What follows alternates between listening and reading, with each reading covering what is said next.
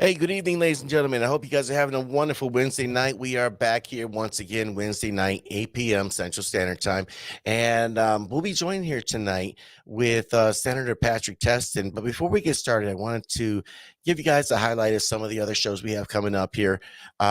Next Tuesday night, we'll be back on normal with the Caramel Conservative podcast at 8. And then Wednesday, we're going to have Republican Lieutenant Governor candidate Ben Vogel.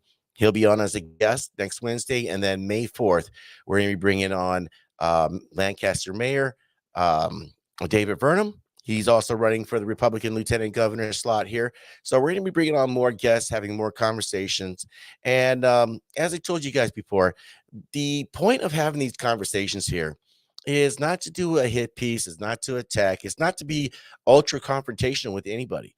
It is simply to have a conversation, is to bring value to you, the viewers, to get to know the candidates, ask them questions, and we're going to talk about various issues here. So in the interest of time, since we're keeping it down to roughly about an hour, we're going to be keeping it focused here on the conversation. So I won't be going to the chat rooms, but I will ask you guys, please keep it civil. I like to keep it civil that way, and I hope you guys can do that as well too. So without further ado, I want to bring on this gentleman here. He is also running for lieutenant governor's candidacy here in the state of Wisconsin. He is one of 9 individuals bidding for the Republican ticket here, lieutenant governor. Let me introduce you, Pat Testin. You are from the Senate District 24. Pat, how are you, sir? Doing great. Thanks for having me tonight, Ed. Good to see you. No, thank you. And I really appreciate your time. As I often tell people, I realize, you guys are very busy. You guys, most people don't know this. Legislatures here, especially here in legislators here in Wisconsin, actually have, this is one job, then they have another job outside of here. So your guys' time is very, very limited. And I really respect and appreciate the fact that you guys would even entertain, give me the time here to have these conversations with you. So I want to thank you very much for coming on board here.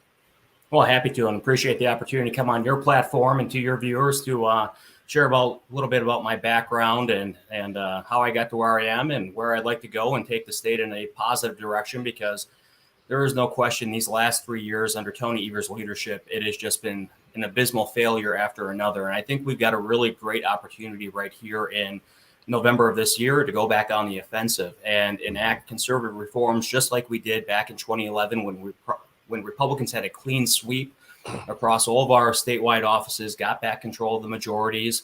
And we've seen the results of that. Historic reforms that have saved the taxpayers $22 billion over the last decade.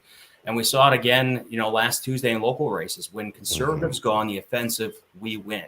And we took back nearly 500 local seats across the state. We got a conservative elected in Portage County of all places. Right.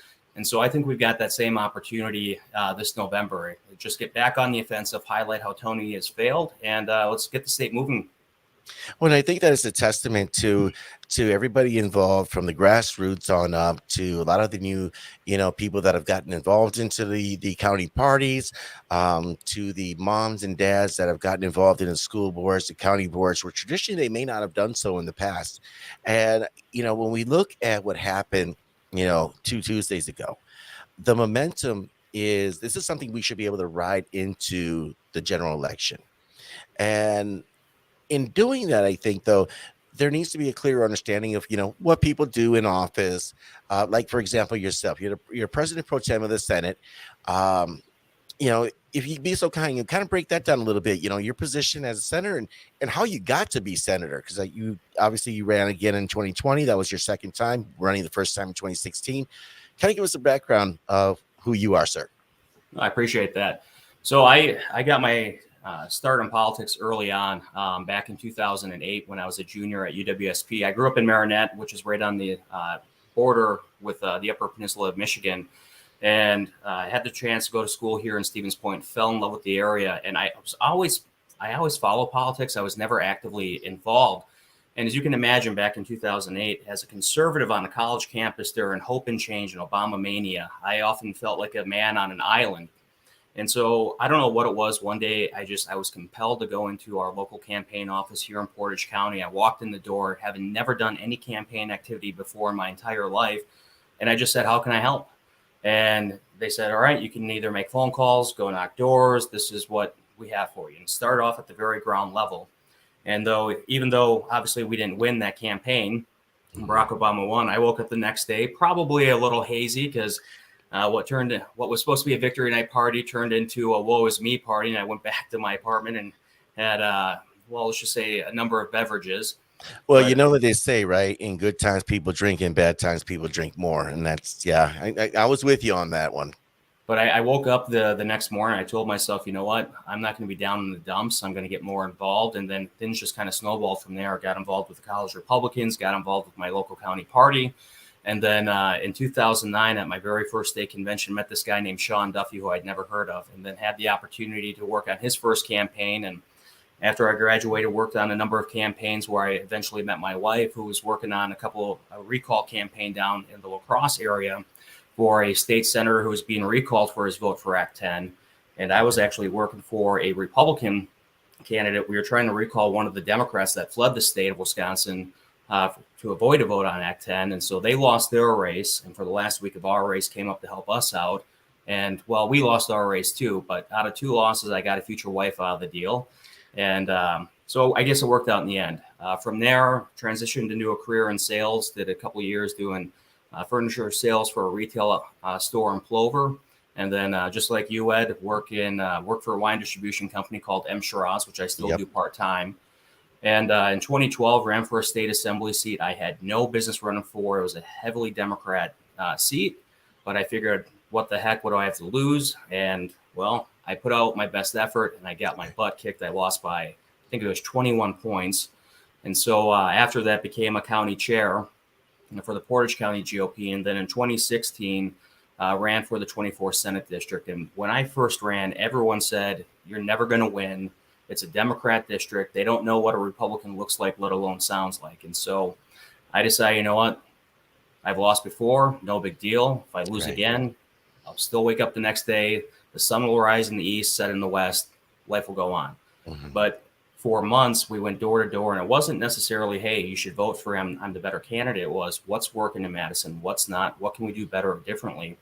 And on election night in 2016, it paid off because we defeated a longtime incumbent by 4.5 points and then flipped a Senate district that hadn't gone Republican since 1968, and then was just reelected in 2020 when, despite being a top target for the Democrats, we ended up increasing our margin of victory from 4.5 points to 12.9 points in November of 2020. And so, I think one of the reasons why I've been successful is you and I were talking offline. It's about being able to go out, build relationships, build broad coalitions that you can create a team and a movement to help win. And especially in areas that historically we haven't been very successful in. And I think a lot of that is a testament, all that ground game that we have done over the years is one of the reasons why we're starting to see momentum, especially in local elections, which is going to provide us the foundation for success going into November. Well, I think there was somebody who had spoken to this fact, and I can't remember exactly who it was.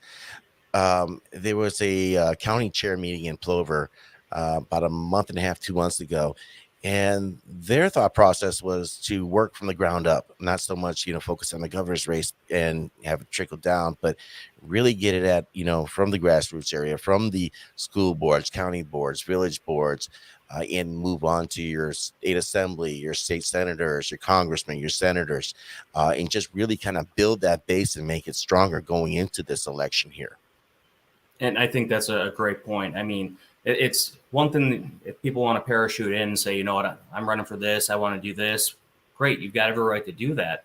But what I found to be more successful is when you can build those relationships and establish that credibility, especially within the grassroots.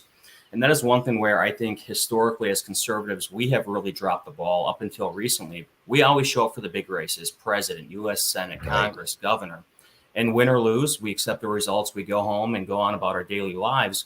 However, the left, they never take anything for granted. If they're not successful in the big elections, they find a different avenue to push their agenda.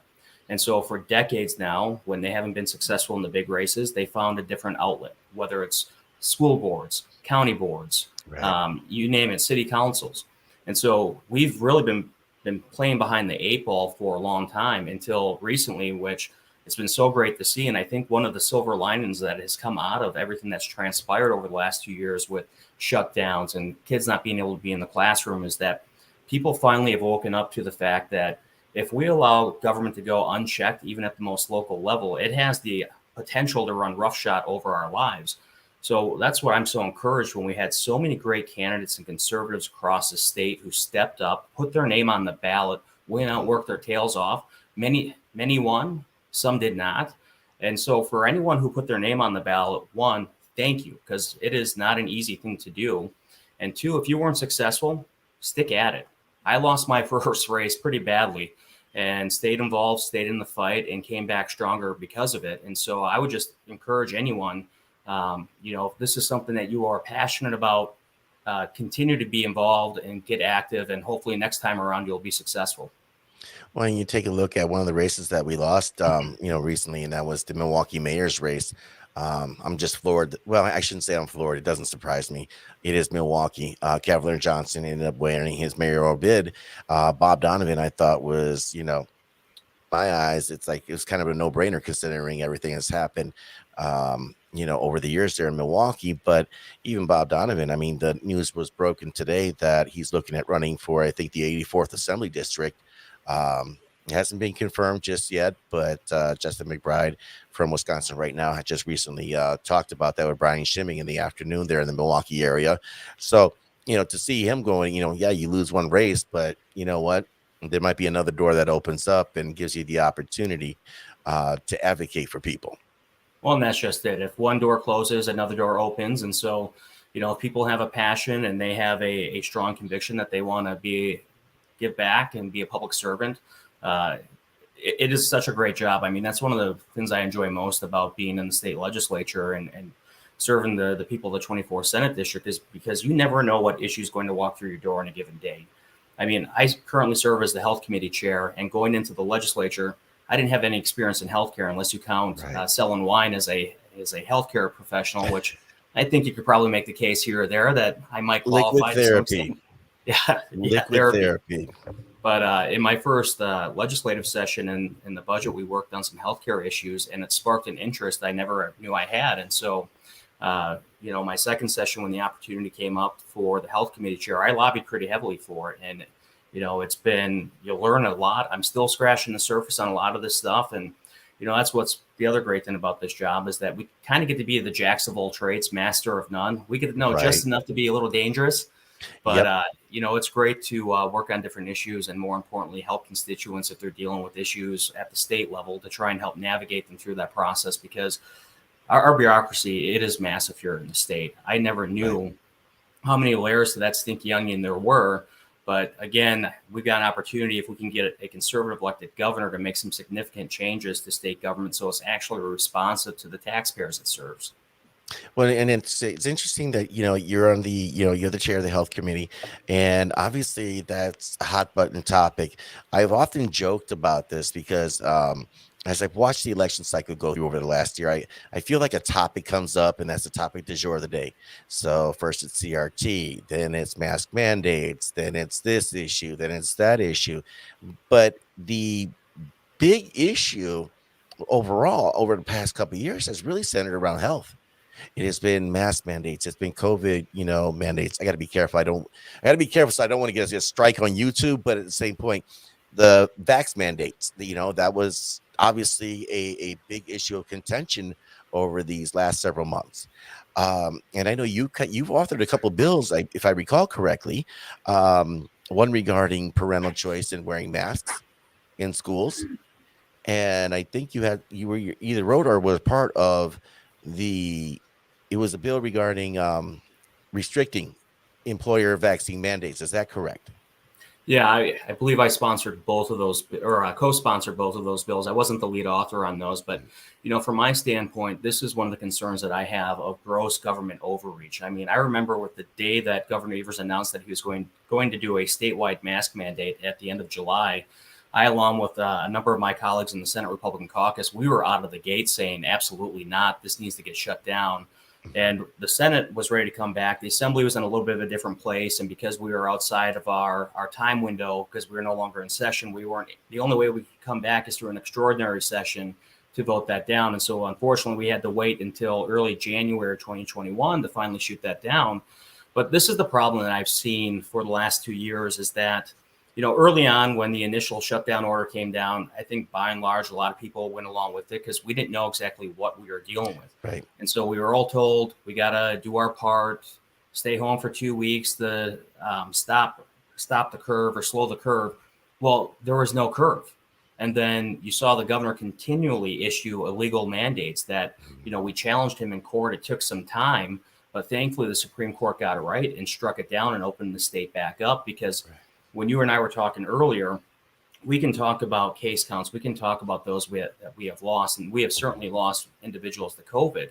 Right. But when we take a look back years from now, I think we're going to scratch our head and ask ourselves, why do we do a one-size-fits-all approach when we know that there were individuals who are more susceptible at higher risk, that we should have taken extra precautions to make sure that, they are being taken care of, that we're putting their health interest, first and foremost, while allowing other individuals who may not be as more likely or more susceptible for complications to live our lives. I mean, the ripple effects that we have had, the increases in mental health crises, suicide attempts, suicides, substance abuse orders. I mean, I remember my sales during 2020, my wine sales, for off-premise accounts went through the roof. Right. And obviously with increased levels of drinking, well, sure, maybe great for sales, but that also has long-term implications for people. And the isolation that we have seen in the elderly who were basically in nursing homes that were treated like prisons. When you have people who have issues with dementia, they need interaction. Right. They need to have that contact, and to have that isolation, I think only worsened it for so many individuals. So I think we've done more harm than good. Well, and I saw the same thing, even with, and I generally don't talk about work too much, on air, because I like to separate, because my beliefs don't necessarily reflect upon my employers, but I'm perfectly fine with saying this in going, around and talking to people during that time. You would see patrons that literally their social outlet was having lunch at a local bar, at a local restaurant. They didn't necessarily imbibe any alcoholic beverages, but they were there to socialize. This was their outlet. They were retired. Some of them were widowers, and all of a sudden everything was shut down. And I would see some of these folks, they would just be driving around hoping to find somebody. And the collateral damage, as you noted, I think is probably one of the most underreported things that has happened in the last couple of years. And I think we're still reeling from that, everywhere from the elderly, like you had mentioned, and even with, youth depression, suicides, substance abuse from, at all levels. And it's baffling that in order to try to save the world, we ended up essentially setting it on fire. Well, that's just it. I've often said we played a game of Russian roulette with a fully loaded gun and pulled the trigger, and now we're dealing with the after effects. I mean, even talking with individuals in education, whether it's speech pathologists, they're noticing, issues with kids in their early development because they weren't able to see, people speak on a day-to-day basis. And so their development's been impacted. And then when we talk about the economic impacts that we've faced because of this, and these are impacts that we're going to have ripple effects for years. Back in early June of 2020, the Badger Institute released an economic impact analysis of just what that 2.5-month shutdown cost the state of Wisconsin. And what they estimated was that for every single day that the state was shut down, Wisconsin lost roughly $178 million of lost economic activity per day. That is money we are never going to get back. Businesses that were on the razor's edge, who either they had to close their doors, some that were very resourceful made it through, which is why it was so critical when things like the PPE loans came out. Yes. There were some individuals down in Madison that wanted to tax that. And thankfully in the legislature, we said absolutely not. These same businesses that were on the lifeline because one individual in the state of Wisconsin, Tony Evers, with the stroke of his pen said, you know what, we're going to deem who's essential versus non-essential and shut down various businesses. Meanwhile, any Wisconsinite could walk into any big box store in the state of Wisconsin because apparently COVID doesn't go in those places. But yet a small mom and pop shop on Main Street or your little pub or tavern or restaurant right down the road from you was told, absolutely not. You guys are super spreaders. Close your doors, shut it down. Well, I noticed that even when beyond, once the state opened up and they were still dealing with capacity limits, I noticed that it went even beyond that, because what you found on the county level, so you might have a big box store, and individuals get sick just as anybody else, and they might test positive, but the store remained open. But if there was a independent proprietor out there, one of his staff ended up getting sick. The health department, the county health department, and I've seen this in several places, they literally would shut them down for 10 days. And I'm like, wait. I'm not a big fan of the word equity, but where's the level playing field here? How does a big box store manage to stay open, but the guy who operates on razor thin margins can't get back to work? Yeah, and that's the biggest issue that I have, and it still to this day makes my blood boil. In fact, I had an incident that happened with my own county here in Portage County, where it was alleged I had a close contact, that I came into contact with someone who had COVID-19. And so I was told I had to quarantine for 14 days. And so I went and got tested, had to record my symptoms twice a day into DHS and to the local county health department. Right. And so a few days went by, my test result came back negative. I had no symptoms. And so I called up my local health department to say, okay, what do I have to do to get a waiver to go back to work, to do my legislative duties, to do my wine sales job outside of the legislature? Because I know you've been giving them waivers, because we have helped some employers in my area help get their employees in the very same situation go back to work. Mm-hmm. So a couple of days went by, I got a call back, and my local health officer said, well, given your line of work, Senator, I don't feel comfortable giving you a waiver. I said, okay, game on. And I organized a call between the counties association, our former county executive, our county health department, the county board chair. And this was at the tail end of my quarantine. So it was over for me. It was done. But out of the gate on the phone, I was pretty heated. I said, what the heck are you guys doing? You are picking winners and losers as to who can and can't go back to work. I mean, for me personally, it doesn't matter. It's done. My quarantine ends in a day. But for families living paycheck to paycheck, they can't afford to live in this chaotic 10-day, 14-day hiatus when they're depending on income to provide for their families, put food on the table, keep the lights on. And so that's what's so frustrating, is that in some counties across the state, and we saw this around the country, some of these unelected bureaucrats really had the power to determine who could or could not provide for their family. Mm-hmm. And I do think there needs to be a level of accountability where at least whatever committee oversees that county health department has to sign off on some of this stuff. So that way, if people are upset by it, well, then they've got someone to answer to, the voters. And the voters can then determine whether or not they made the right call. Well, and like I said, the economy has probably got to be one of the biggest issues for me. And I know everybody has their, a lot of people have their own pet issues, their own favorite issues. The economy, and I think a lot of it is because I see it on a day-to-day basis, and I see what the overall ripple effect, the impact it can have just across the board. Like you said, picking winners or losers. Am I going to be able to afford to feed my family?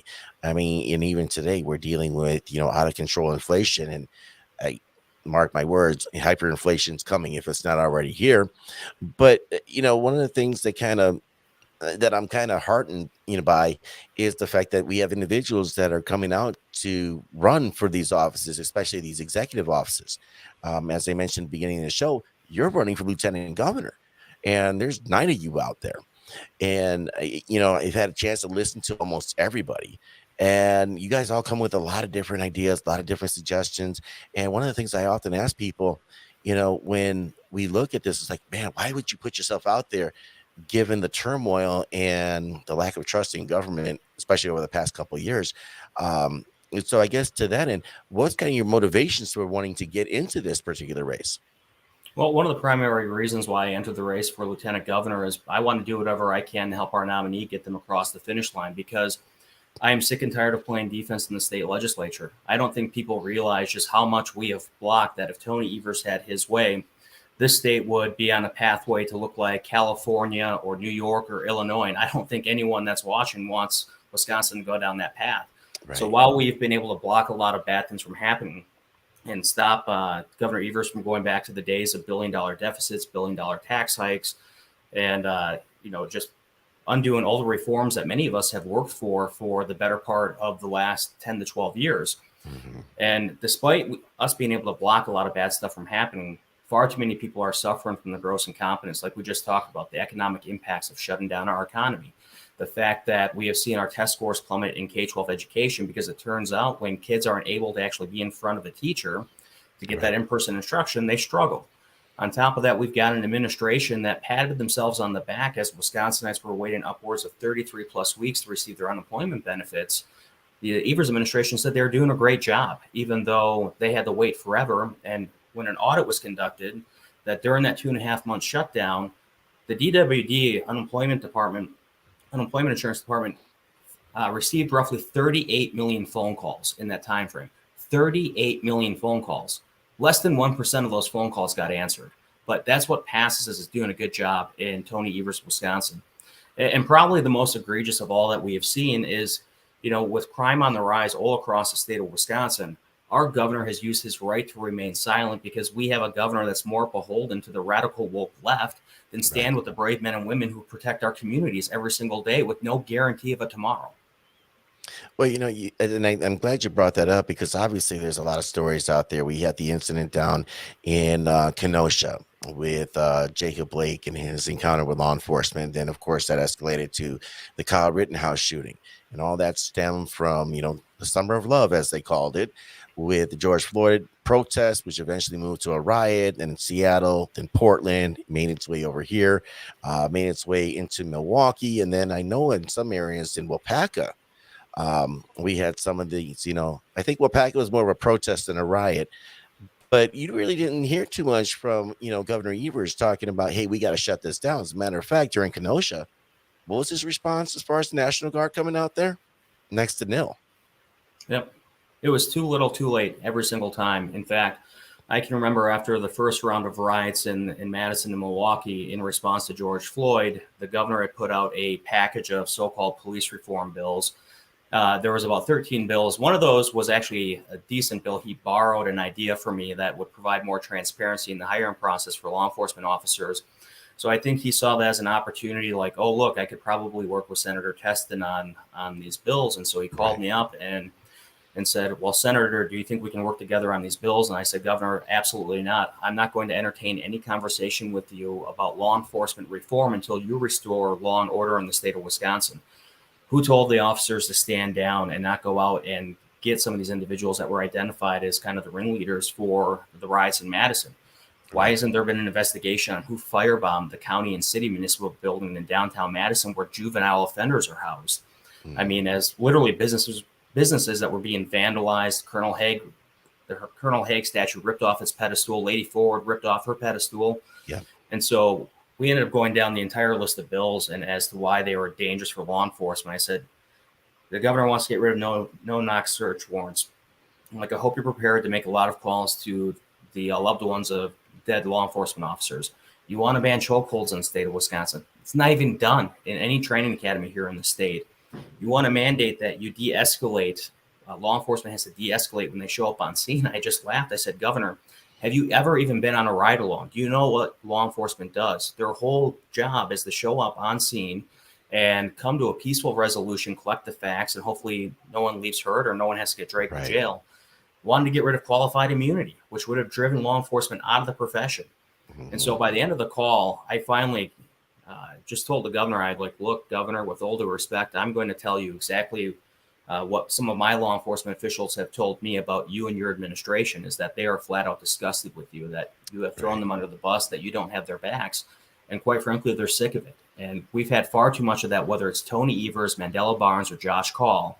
And so we have an opportunity here to send a clear and distinct message that, one, we're going to crack down on crime because we've seen violent crime on the rise, 9% over the state of Wisconsin, a record number of homicides in the city of Milwaukee in 2021, which broke their record of 2020. Right. You've got gun crimes are up about 60% up in the city of Green Bay. We're seeing fentanyl and methamphetamines flood all throughout the state. So it's impacting every corner of Wisconsin because it turns out the bad guys pay attention to what our leaders say or what they don't say. Right. And so that's why I'm very thankful in this campaign that I've been able to get the support of the Wisconsin's Fraternal Order of Police as well as the Milwaukee Police Association, because in my time in the legislature, I've made it pretty clear where I stand, and it's with our brave men and women who walk the thin blue line every single day. When I was watching the protest in Minneapolis, and I was never like I, like many other people, I watched the video, I had a knee-jerk reaction, but I didn't comment on it right away because I like to stay away from knee-jerk reactions right off the top. But as I'm listening to some of the protesters talk, I'm listening to them. It's like, okay, if there was a time to say, hey, we have these concerns, can we come to the table? That was probably it. You want to see, better police training. I don't believe there's no such thing as bad training. I think the more training anyone can get, the better. You want to bring more services out to calls? Great. I think, you can certainly do that. But the idea of just defunding the police, and what are you going to replace it with? When I heard somebody advocate for social workers, that was like, I'm like, wow, okay. Social workers to a domestic violence call. I've known a number of law enforcement officers over the years, and they would tell me the single worst call to get is a domestic violence call because that's the one that almost always ends in some type of hostile. The resolution's hostile. Yeah, no, I think that's a great point. And going back to the previous statement, when these types of situations arise, whether it was George Floyd or Jacob Blake, rather than rush to judgment, we should be having our leaders, our elected officials, call for peace, call for calm, allow due process to play out as it should.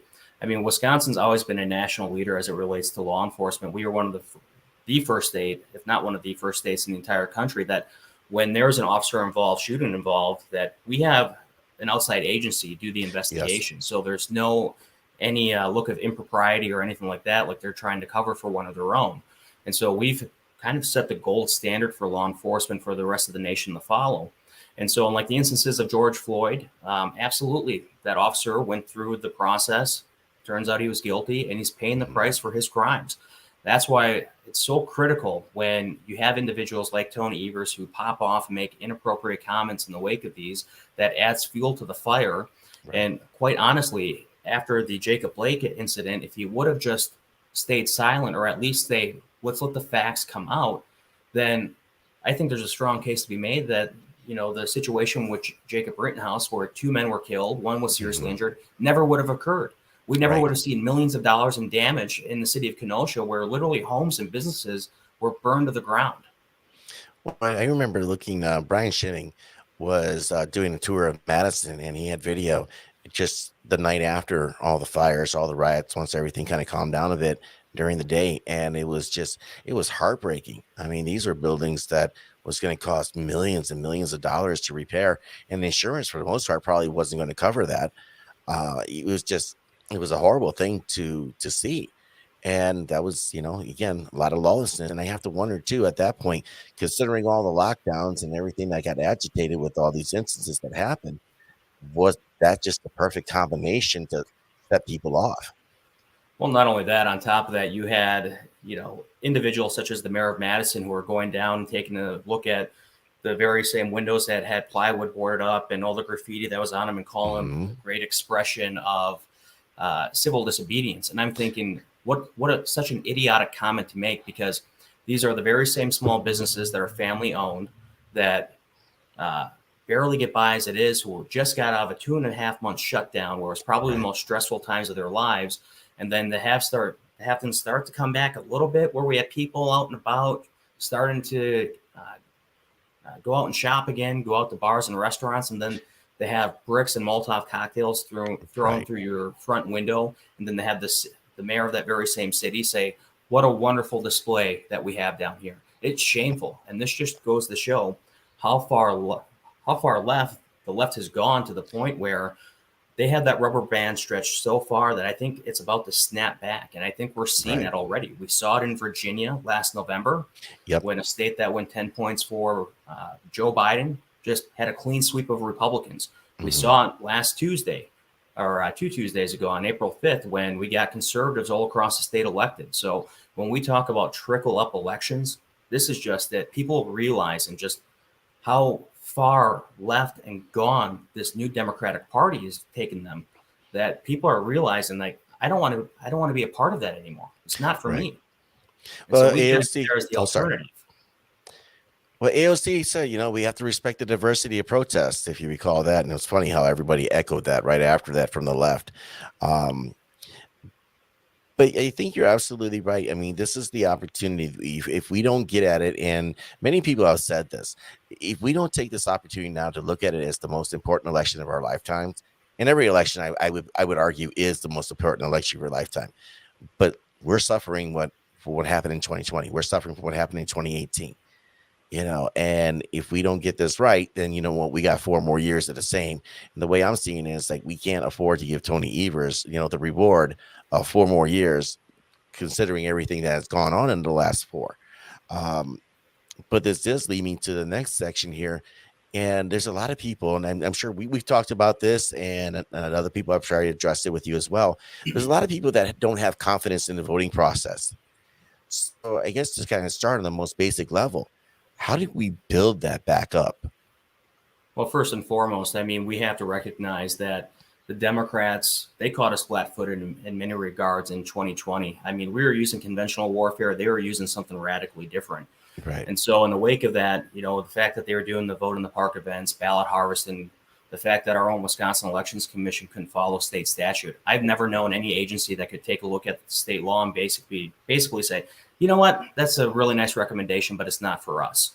And so we've identified scores and scores of issues. And I know Speaker Voss talked about a lot of these last night, so I won't dive into all of them, but we've identified so many problems in the wake of 2020 that, we've put forth legislation. We have all the investigations that are ongoing, from the Gableman investigation, from the great work that Representative Janelle Branch is doing, from the great work that was done through the Wisconsin Institute for Law and Liberty, where we've sent, I think, roughly 24 bills to the governor, and all of them have been vetoed. Now, I can understand where some people are going to throw up their hands and say, well, the deck stacked against us, we can never win again. But when you take a look at the fact that we have nearly 5,000 Republican poll workers that were submitted to the state of Wisconsin, so we have more eyes on the ground than ever before, who have statutory authority to snuff out any of this funny business when it happens that day. Because I can't tell you how many calls we got and emails in the wake of the election after 2020 who said we witnessed voter fraud. Right. I said, okay, who'd you notify? Well, we're calling you. It's like, well, it's too late. You need to call a DA, you need to call law enforcement that day. And that's the other thing, too. We need to actually have DAs and an AG who will actually go out there and enforce the law. I think a lot of people may not necessarily understand that, we can pass bills all day long, and they can be great bills. Many of the election integrity bills that we did, great bills. But they're only words on paper unless we have an ally in the governor's office who will sign them into law. Right. And so that's why I encourage people, if you're frustrated and you're angry, I'm angry too. I've never been more frustrated than I have the last 2 years. And so the plan of action I'm taking, I'm going to turn that frustration and anger into action, which is why, like I said, I'm done playing defense. That's why I entered the race for lieutenant governor, to help our nominee get them across the finish line. So all these bills that have been vetoed, they can be resurrected, go through the process again, and get to the governor's desk and hopefully get them signed into law early in January of 2023. Right. So as we gear up for 2024, and we hopefully are going to send President Biden out the pasture, we'll ensure what happened in 2020 never occurs again in future elections in the state, and that we actually have trust in the process. Well, I think it's a hard one because for a lot of people, they're rattled, they're shaken. There's a lot of people that believe firmly that Trump won, and obviously the Gableman investigation is going on right now. And there was an interim report that came out recently, and I'm sure you've seen that. So, of course, we're waiting to see what the final product is going to be. But at the end of the day, I think for a lot of folks, it's that shaking of it. I almost feel like there's no way to comfort them, because a lot of people, like when we saw the sheriff's department down in Racine kind of outline everything that happened in the nursing homes, a lot of folks are asking, okay, so where's the arrest? Where's the punishment? Where's the, when are they going to act upon that? And of course, I think that goes more to the district attorneys, especially down in Racine and other areas. How would you kind of address that there? Yeah, well, I think that's a great point. One of the bills that was introduced, I believe it passed out of the Senate, but I don't believe it passed out of the Assembly, would allow DAs in adjacent counties where there's been suspected voter fraud to basically go in and investigate it. I think there are some other ways too. We had introduced the bill late in the session that would set up a strict guideline on how any potential voter fraud or reports of voter fraud would be reported, not only from that municipality, but on to the county clerk, then on to the Wisconsin Elections Commission, which I hope at some point we can get rid of that and have it moved to like the Secretary of State's office, and make sure that they're complying with the law. And if they don't comply, for every day that they're not in compliance with these timelines, that they lose 1% of shared revenue. I think there are ways that we can create enforcement by creating some teeth, because every local government, they always come to the state saying we need more shared revenue, we need more money. Mhm. So when it comes to administering our elections, well, simple, follow the guidelines that we have set up and enforce it. And if you won't enforce it, you're going to receive less resources from the state. But from a broader perspective, I was at an event not too long ago and someone asked me, what is the one single thing that you would do if you could to change our election laws in the state of Wisconsin? I said, it's plain and simple, that we have election day, not election season, that Right. allows larger municipalities to have an unfair advantage over the rural communities like the ones I represent, where they don't have the full-time staff to run elections 24/7. They don't have the ability to go out and bus people to their local town hall. So I do think we need uniformity throughout the board, and it would be great if we can get back to it's election day, not 3 weeks, not 6 weeks like we've seen in other states, where it opens up more opportunity for potential mishaps. And from my perspective, again, it puts larger areas that tend to vote more Democratic at a greater advantage to our more rural areas that tend to vote more conservative. Well, I think you see a lot of the, this is where you get the 3 a.m. ballot dumps and everything. And I get it during 2020 to a point. People were scared. I think we're dealing with a novel virus. We're dealing with something that nobody's really seen before. And the media, we're just seeing, just terrible scenes across the world, and I get it. People were scared. I think the issue is when you start making it so easy where, we were getting, I got several mail-in ballots and they were already pre-filled out, and it was from a private organization, but boy, they sure looked official. And I'm sure if I submitted them, I'm sure they probably would have been counted as such as well. Um, so I think, that's another thing that shakes people. The other thing was the ballot harvesting. There's a lot of debate on that, and I was hoping you might be able to address this if you might. Some people say ballot harvesting is legal. Others say that it's illegal. Some say there's a gray area. From my perspective, I think it's illegal. I think it's pretty clear, and I don't profess to be an attorney. I'm not a judge. I don't wear robes. But from my reading of the state statutes, ballot harvesting is not a thing that's allowed here in the state of Wisconsin. In fact, when the Democracy in the Park event took place in the Madison area, I mean, immediately the attorneys for the state legislature, the Senate Republicans, the Assembly Republicans, sent cease and desist letters to every official that would have any say into this, whether it's the DA in Dane County, the Attorney General, their corp counsels, basically saying you cannot do this. Right. And every single one of them basically gave us the middle finger and said, tough, we're doing it. We're doing it anyway. That's part of the frustration is like, look, we've identified all of these issues. And again, when you have individuals and entities that just choose to ignore it, I mean, take a look at the Zuckerbucks, where you had outside money that came into the Big Five, and essentially you had these political hacks who ran roughshod over duly elected clerks who, under our state constitution, are the ones who are asked to and carry out and administer elections here in the state of Wisconsin. I mean, could you imagine the uproar if, say, a conservative organization like Americans for Prosperity or some other right-wing organization came into places like the WOW counties and said, you know what, we're going to give you this money to help administer elections and get out the vote? You would see a collective mushroom cloud from the city of Madison as well as Milwaukee of liberal outrage. Yeah. So again, the hypocrisy, it is so frustrating to a lot of us because you have a set standard for those on the left, and if you try to do the same on the right, they're not equal. Yeah, but and I think importantly, we need to get that stuff out, get it out. Yeah. And I think that's another frustration for us too, is that, we see the left just constantly, hammering at this and doing whatever without any repercussions. Meanwhile, those of us on the right, we're just kind of like, wait, how is this allowed to happen? And, you kind of mentioned it earlier where, you said the left just keep working. They just keep working. And, I make the analogy often that when it comes to dealing with the left, they operate like, the T-800, the Terminator from the old movies back in the day. Like they don't quit. Like, Kyle Reese over here, they don't feel pity, they don't feel remorse, and they absolutely do not stop. They work, and got to respect the game, because it's like, okay, you got a goal, this is what you're doing. One of the criticisms Republicans often get is that we tend to rest on our laurels. We win a victory and we just kind of like, all right, cool, we're here. You mentioned this a moment ago when you were talking about, like, hey, I'm angry, I want to get on the offensive. And I think more people want to hear that. And I was wondering if you could address that as well. Yeah, I mean, like I said, that's one of the primary motivations as to why, I'm entering the race for lieutenant governor, where I could easily just, stay in my state Senate seat for another 2 years, maybe run for reelection in 2024, Right. and, maybe hope and pray that someday we'll have a Republican governor again. But the stakes are too great right now. There's too much at stake. There are too many opportunities for us to make significant reforms, whether it's things like having serious conversations about maybe the elimination of the state income tax, or making sure that we gauge our government welfare programs not by how many more people we can get onto them, but by how many people we can get off of those programs, because it means they can take care of themselves, that they have gainful employment.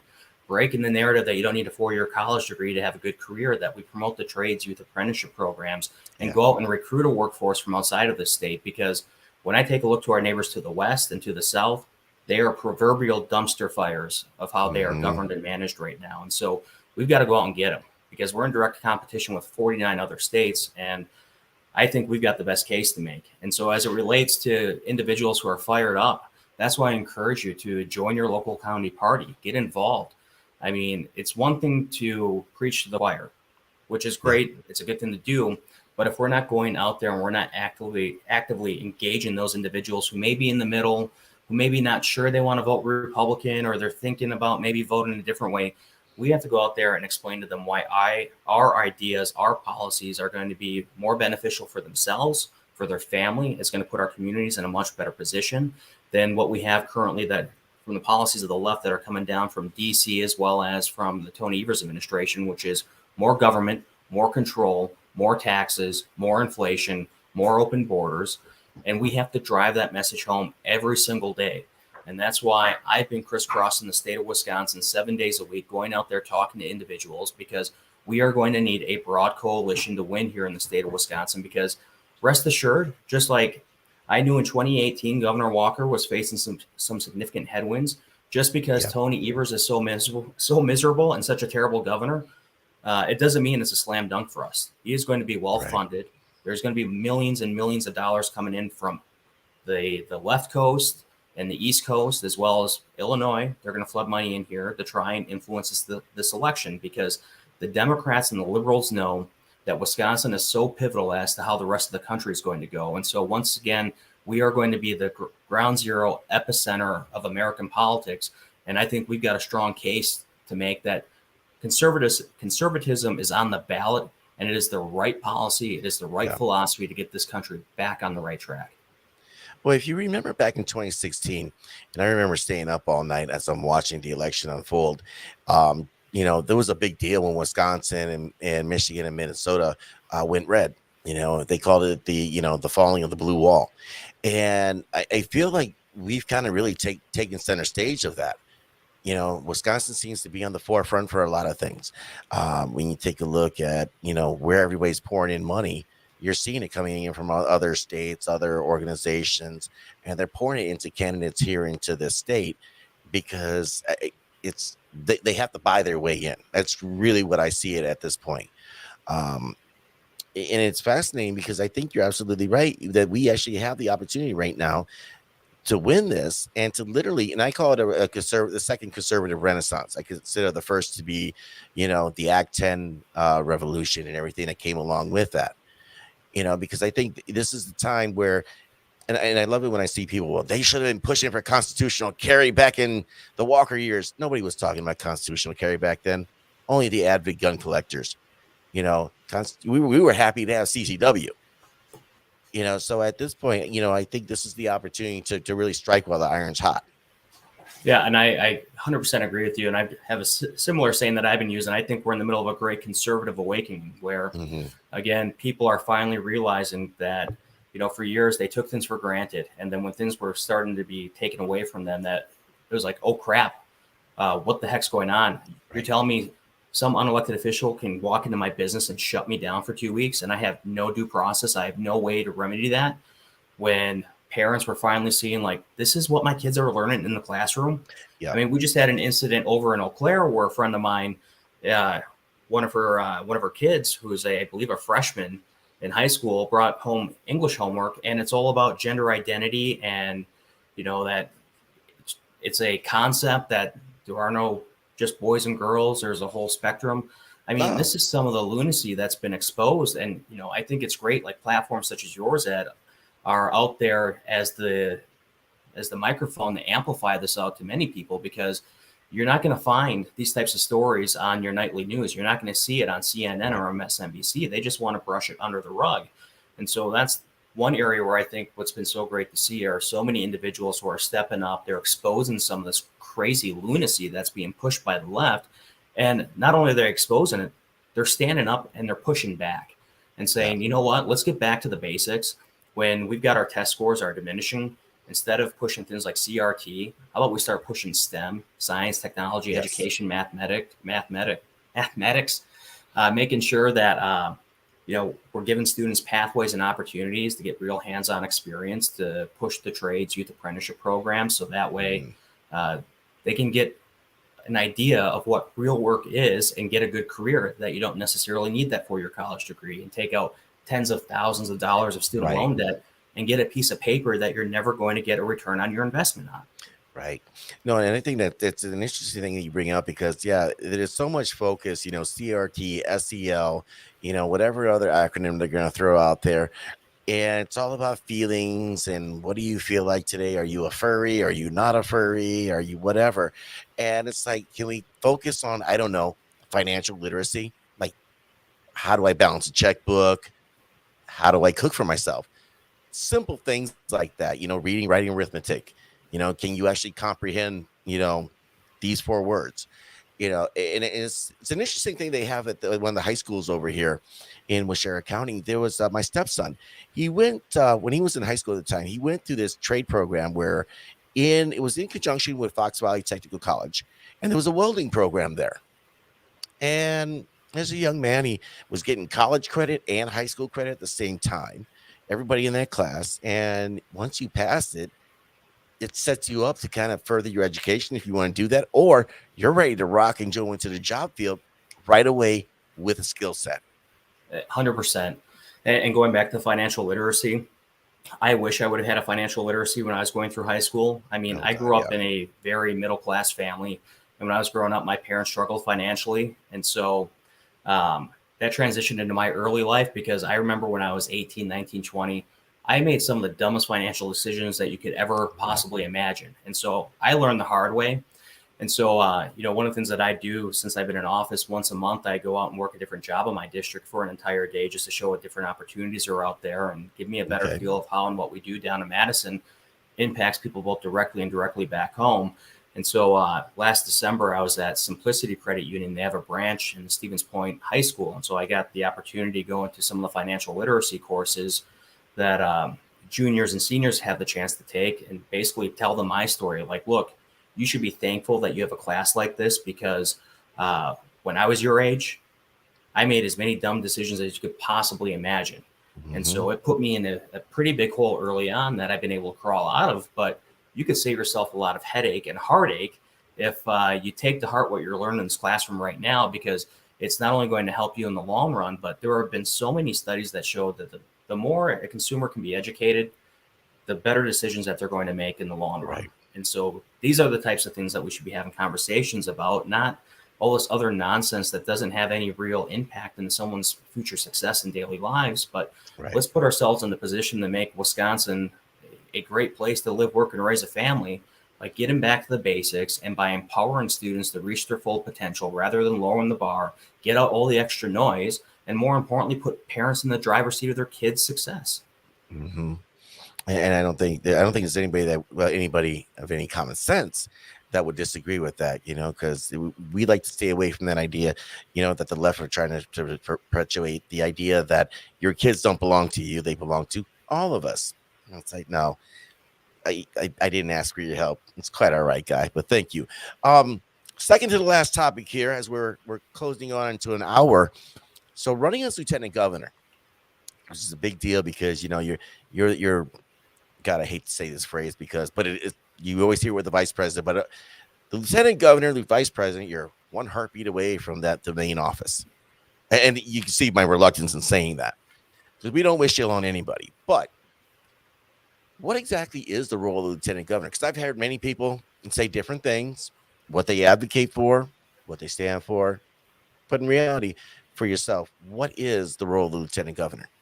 Well, and that's a great question. And it's one that I wish would get asked more on the campaign trail, because we have heard some individuals say, I'm going to pass this bill, we're going to do this. And it's like, I hope you can, but on paper, the lieutenant governor here in the state of Wisconsin doesn't have a lot of responsibilities. Now, if we were in Illinois, you would just wait for the current sitting governor to get carried out in cuffs, and then you take their spot, and then pray you don't end up in an orange jumpsuit yourself. But Are honestly, they the third or the second one that did that? Yeah, I remember that. Blagojevich and I can't remember the other one, but yeah. they've got a stellar track record down there. On paper here in the state of Wisconsin, like you said, if something were to happen to the governor, the lieutenant governor is the one that steps up and would take the role of governor if, God forbid, anything terrible happened. Mm-hmm. And they also sit on various boards and serve at the discretion of the governor. But I think one of the reasons why you have seen so many individuals who have expressed interest in this position is by the fact that our former lieutenant governor, Rebecca Clayfish, really transformed what this office could be, because she got out of it what she put into it. And she went out throughout the entire state of Wisconsin, highlighting our business community, helped land some serious major deals like Haribo to locate here in the state. And that's a similar approach I want to take as well, but then take it a step further, because we've got some really big challenges here in the state. When you take a look at our population that's 65 or older is set to increase by about 75% between now and 2034. And given the fact that our replacement birth rates haven't been where they needed to be since the 1970s. Yes. So as more people phase out of the workforce, we don't have that next generation coming in behind them. So not only do we have to do everything to retain the workforce that we have and build up that future workforce through our K-12 education system, develop these talent pipelines, but then again, go out and basically go headhunting for workers outside of the state of Wisconsin. And I can't think of a better place to start than places like Illinois and Minnesota, because one, they're not too far away, and send up the bat signal that, look, you know what? You may not like the Packers, but you know what? Our beer's pretty good. We got great cheeses, great brats. We got good schools. And so let's do what we can to entice people to come here. And so I think by doing so, and working with our partners in the legislature, working with the governor to enact some of these major reforms like tax reform, school choice, things of that nature, we're going to make a pretty strong and compelling case as to why Wisconsin is going to be the gem of the Midwest. Yeah. And an interesting side note here. So I grew up a military brat, and my father was in the Coast Guard for 26 years. I was in the Marine Corps for just under 4. And then my ex-wife was in the Navy for a while. So we moved all over the place. And I have literally left this state 8 or 9 times to go elsewhere. And the last 2 times I tried to stay away from the state, but I find myself keep coming back. I've gotten to the point now, it's like, you know what? That's why God gave us knowledge. Knowledge gave us planes. If I want to go somewhere, I can fly somewhere. Home is obviously where I need to be. And I think it's an interesting point that you're saying, we can try to pull some of the talent from other areas. But I also look at this in the lens of how can we make people from Wisconsin want to stay in Wisconsin, to stop that brain drain, because we get a lot of our best and brightest that, like, hey, Milwaukee's not that sexy compared to LA, so I'm going back to Cali. So how what are your thoughts on that there? Yeah, I think that's a great point. I think you can highlight, look, sure, California may be great. They don't have 9-month-long winters like we do here in the state of Wisconsin. But when you take a look at, they're going to tax the living, what out of you. Mm-hmm. I mean, when you take a look at the census data, the states that saw the largest decrease in population shifts are in some of the most heavily taxed states: California, New York, Illinois. When you take a look at the states that saw the greatest growth, Tennessee, Florida, Texas, they're low tax states. They incentivize businesses to come in.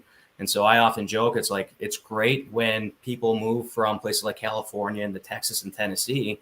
It's just leave your politics at the border, Yeah. because we don't want you coming in and taking a good thing that we've got going on here and start turning into a liberal mecca and then have you flee when you finally get to implement it. So, there are pitfalls, but I think anytime we can sell the story, our story, the Wisconsin story, I Yes. think it's going to be pretty compelling, because the more that we can talk about it and highlight everything that we have going on for us right here in the Badger State, odds are pretty good that if we can get people from outside of the state to set up roots here for a couple of years, chances are that's going to be a much longer extended stay than they ever dreamed. Right. No, and it is. And Texas has an interesting phrase there. Along with "Don't mess with Texas," they say "Don't California my Texas."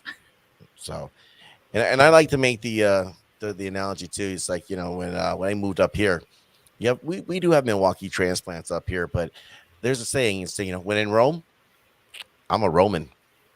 I'm not bringing Amen. Milwaukee. It's the reason I left here. So I'm going to give you the last word here. And if you take a look at my notes, I have like a ton of different things here.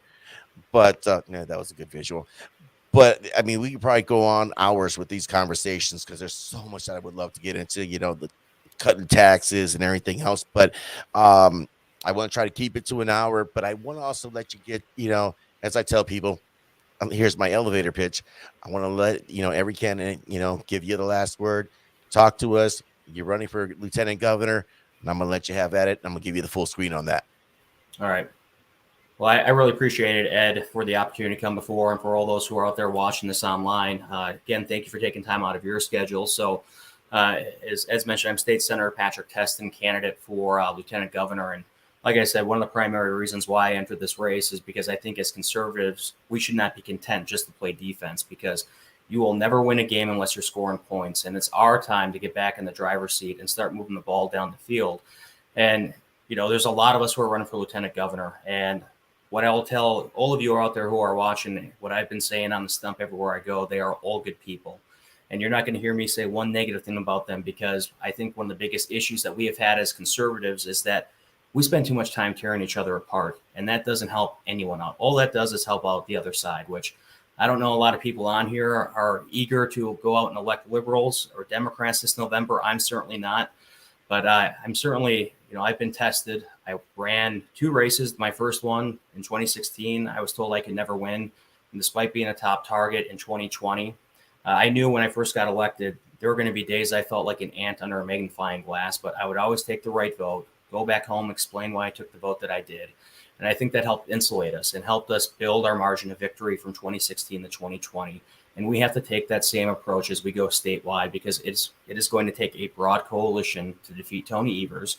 And I would love to get us to a point where Wisconsin's not decided by 10,000, 15,000, 20,000 votes every cycle after cycle, that we can start making a conservative case with individuals who don't always view themselves as conservative, and grow our base, grow our party, grow our movement, and more importantly, get Wisconsin and our country back on the right track, not just for the next 4 years, but for the next generation thereafter.